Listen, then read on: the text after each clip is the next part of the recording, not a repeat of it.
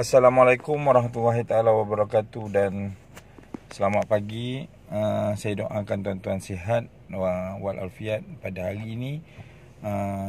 Walaupun cuaca mendung, so kita perlu lakukan sesuatu untuk bermotivasikan diri kita hari ini. Okey,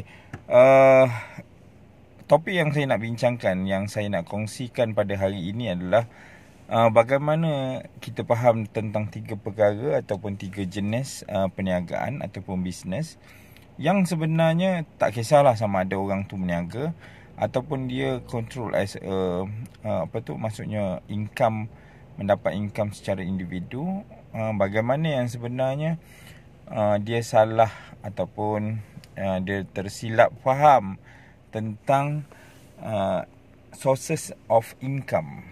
Alright.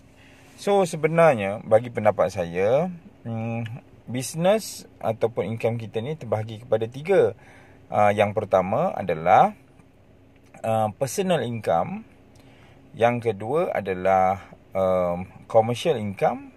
Dan yang ketiga adalah secure income.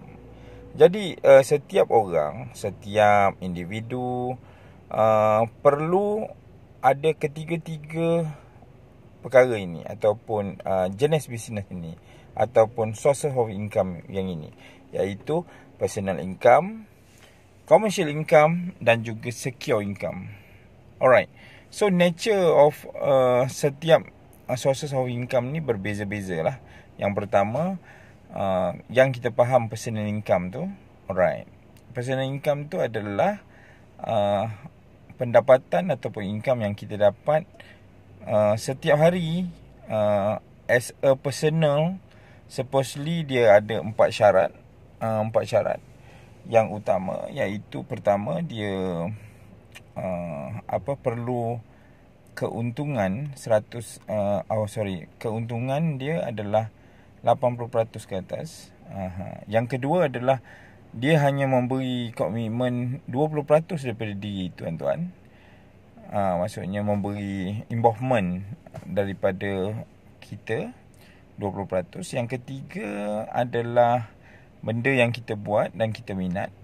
Dan keempat adalah ada reputation dalam suatu business tu ataupun income tu.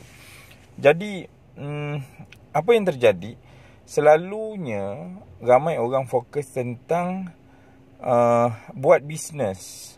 Okay, dia buat bisnes, dia ada commercial income. So apa maksudnya commercial income? So commercial income ni macam yang tuan-tuan buat dan lakukan sekarang. Tuan-tuan perlu maksudnya kalau tuan-tuan buka kedai, tuan-tuan perlu ada modal untuk buka kedai. Tuan-tuan ada kedai makan, tuan-tuan perlu ada duit untuk buat renovation. Kalau jika tuan-tuan baru mulakan perniagaan itu, and then tuan-tuan perlu ada operation cost, maksudnya bayar gaji budak, bayar gaji staff, bayar sewa pejabat dan perkara itu. So tak kisahlah bendanya besar ataupun kecil. So jadinya itu maksudnya commercial income. So commercial income ni kalau secara teorinya bolehlah akhirnya diotomatikkan. Maksudnya dia akan mengalir sendiri without kita kan. Yang itu as a commercial income. Lagi satu adalah secure income. Apa maksud secure income? Secure income ni adalah yang melibatkan land and properties. Biasanya orang meniaga ataupun bekerja. So akhirnya dia akan beli piece of land ataupun dia beli rumah so jadinya kemungkinan keuntungan bagi land ataupun rumah itu mengambil masa sedikit, mungkin 5 tahun, mungkin 10 tahun. So dia akan untung. So ada 3 benda ni: commercial income, personal income dan juga secure income. Alright. So yang itu, apa masalahnya sekarang? Sekarang ni tuan-tuan, kebanyakan kita kita fokus dekat commercial income. So bila kita ada commercial income, jadi semua sekali pertaruhan kita letakkan di commercial income. Maksudnya which is business kita. Jadi bila semua sekali overhead secara individu itu bergantung kepada commercial income kita, so itu sebab kita rasa macam susah lah. Okay, bayar duit kereta kita pakai commercial income kita, bayar duit rumah kita pakai commercial income kita, bayar overhead kita, makan, minum semua sekali menggunakan commercial income kita. So jadi berapa je yang sebenarnya tuan-tuan punya bisnes berapa besar? Jadi berapa besar yang tuan-tuan ada bisnes? Adakah bisnes tuan-tuan boleh memberi tuan-tuan income sebagai CEO 20,000? Itu maksimum saya rasa. Maksudnya kalau tuan-tuan ambil lebih daripada kemampuan gaji yang perlu bisnes itu bayar kepada tuan-tuan, itu adalah satu kesalahan. Maksudnya tuan-tuan sebenarnya istilah lain adalah tuan-tuan membawa problem kepada bisnes tuan-tuan sendiri. Jadi supposedly kalau tuan-tuan ada bisnes, tuan-tuan perlu ada allocation. Berapa gaji yang perlu kita ambil, bukan berapa untung yang kita dapat. So kecuali bisnes itu tuan-tuan gunakan orang kata enterprise je, ataupun tuan-tuan buat trading, tak ada staff, mungkin ada margin kat situ, tu tuan-tuan boleh ambil sebagai margin. Tapi how to declare, akhirnya kalau kita buka company, kita masih ada cost. Macam PKP baru ni kan, sahabat saya terpaksa jual tanah sebidang untuk bayar gaji-gaji pekerja mereka yang tidak bekerja sepanjang PKP tu. So jadinya maksudnya kalau kita ada bisnes, bagaimanapun dia mempunyai kos yang tersembunyi. Kadang-kadang tuan-tuan spend banyak dekat bisnes tu kan, ataupun tuan ambil banyak daripada bisnes tu. So bagaimana pula dengan cukai pendapatan nanti? So itu yang saya maksudkan tentang commercial business. Jadi hari ni saya nak fahamkan tuan-tuan, besar mana pun kita punya bisnes, kita perlu ada personal income. Okay, personal income ni adalah perkara yang kita bekerja without orang lain. Jadi itu kemahiran kita. Senang cerita ginilah, susah nak faham kan.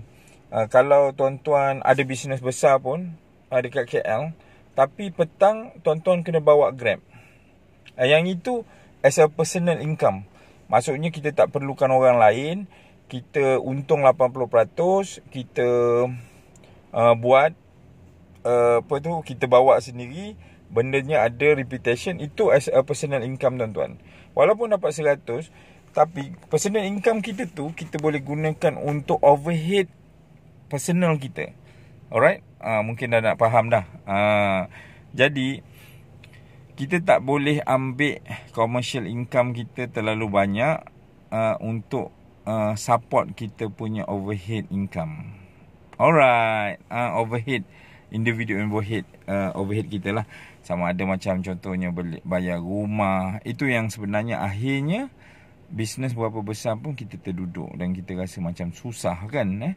Sekarang ni semalam punya surat khabar pun cakap kalau pendapatan RM5,000 di ibu kota dah jadi miskin bandar. So memang betul lah.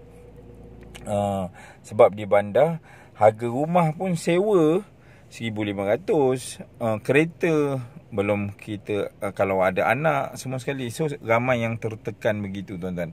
So saya punya pandangan, daripada hari ini tuan-tuan kena design semula structured financial kita, dan kita fokuskan kepada satu commercial income, personal income, and then kita teruskan kepada commercial income, dan kita teruskan kalau ada as a secure income.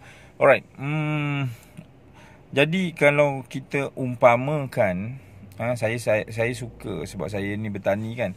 Saya umpamakan bisnes ataupun apa nama, income personal itu macam saya tanam pokok serai. Tanam pokok serai ni hari-hari kita harvest kan. Hari-hari kita harvest. Maksud saya, bila dia selepas 4 bulan kita akan harvest, kita tak bolehlah harvest satu kebun kan. Kalau kita tanam 1 ekar, takkanlah pasar tu nak beli kita satu kebun. Tetapi kita tengok dekat macam mana cara kehidupan serai. Maksudnya tanah dia berserabut kan, akar dia berserabut. So dia kena jaga pada waktu awal dia nak membesar kan. Dia tak boleh kena banjir, ataupun pada awalnya jangan terlalu panas, kita kena siram. So itu adalah nature personal income yang perlu tuan-tuan jaga. Maksudnya dia punya risiko, macam contoh akar bagi serai, dia berserabut. Kalau kadang-kadang ayam pun kais kat situ, tercabut dia. Jadi dia rapuh ataupun dia senang. Jadi itulah personal income yang awak nak faham. Tetapi bila kita manage dia betul-betul, mungkin maksudnya daripada awal personal income tu kita jaga, dia akan juga macam ada yang automatik kan. Kita boleh buat secara automatik. Maksudnya nature pokok serai itu seolah-olah macam kita nak jaga kita nak jaga personal income kita. Faham Yang kedua adalah apa? Commercial income. Saya biasa dulu maksudnya dekat rumah ataupun kabun saya tanam serai sebelum maksudnya pisang besar. Jadi saya aturkan pokok-pokok pisang di celah-celah pokok pisang sebelum 9 bulan tu saya tanamkan serai. Jadi nature business kita pun begitu.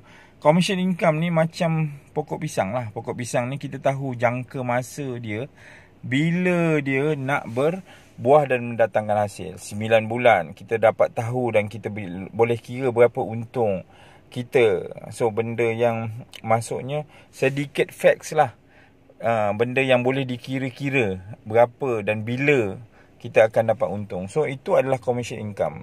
So tetapi nature dia pun sama juga. Maksudnya daripada awal kita kena jaga pokok pisang tu, segi perkara macam tu kan. So